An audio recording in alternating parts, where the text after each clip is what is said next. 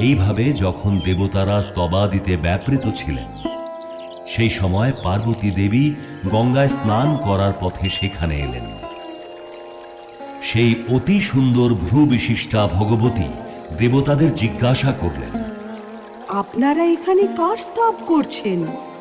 তখন সেই অবস্থায় তাঁর দেহকোষ থেকে শিবা দেবী আবির্ভূতা হয়ে বললেন, শুম্ভ নামক অসুরের দ্বারা বিতাড়িত এবং যুদ্ধে শুম্ভাসুরের কাছে পরাজিত হয়ে এই সব দেবতারা একত্র মিলিত হয়ে এখানে আমারই স্তব করছেন।